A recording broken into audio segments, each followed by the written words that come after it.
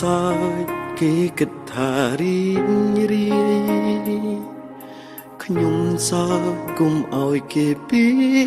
បាំងចិត្តទាំងដែលជីវិតពិតហាក់សូន្យសងទោសទេតាំងពី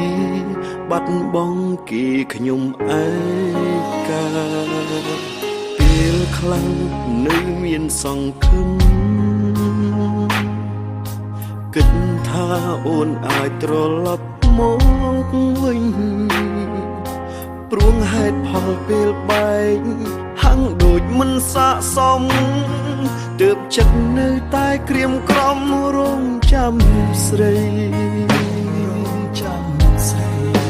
សុំទុកបងយ៉ាងណាក្នុងចិត្តជីវ៉ាចង់ដឹងបើទេបងគ្មានអ្នកថែគ្មានអ្នកនៅក្បែរដូចគេអូនចង់ឲ្យបងរីងរាយពេលឃ្លាតពីមាសមេបងធ្វើបានតែសំបកក្រៅទ្រូងដំបើរីងរាយរាល់ថ្ងៃអូនមិនដឹងតើពេលនេះអូននឹងដល់បងឬក៏មានស្ងួនបងភ្លេចបងហើយចាំទេអូនអើយពីងពេញស្រីធ្លាប់សន្យាទោះយើងខ្លាយជាយ៉ាងណាមិនអាចបងគ្នា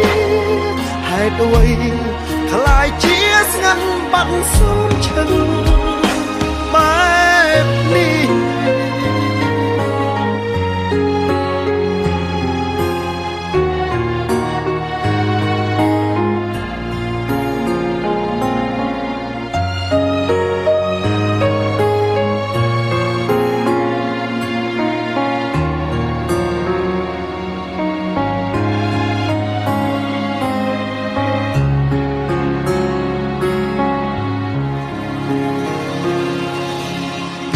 ខ្លាំងនៅមានសង្ឃឹមគិតថាអូនអាចត្រឡប់មកវិញព្រួងហេតុផលពេលបែកហាំងដូចមិនស័ក្តិសមទើបចិត្តនៅតែក្រៀមក្រំរងចាំស្រី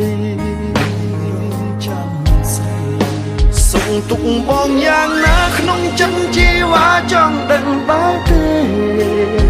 បងគ្មានអ្នកថែគ្មានអ្នកនៅក្បែរដូចគេ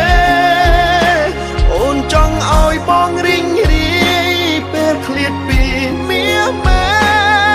បងធ្វើបានតែសំបកក្រៅទ្រូងដំបើរីងរាយរាល់ថ្ងៃអូនមិនដឹង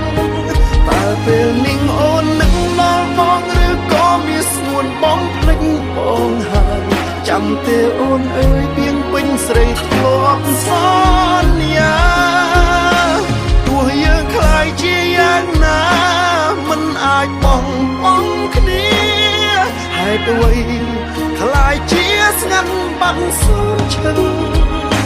បែបនេះសុំទុកបងយ៉ាងណាក្នុងចិត្តជីវ៉ាចង់ដឹងបើបងគ្មានអ្នកថែគ្មានអ្នកនៅក្បែរដូចគេអូនចង់ឲ្យបងរីងរាយពេលឃ្លាតពីមាសមេ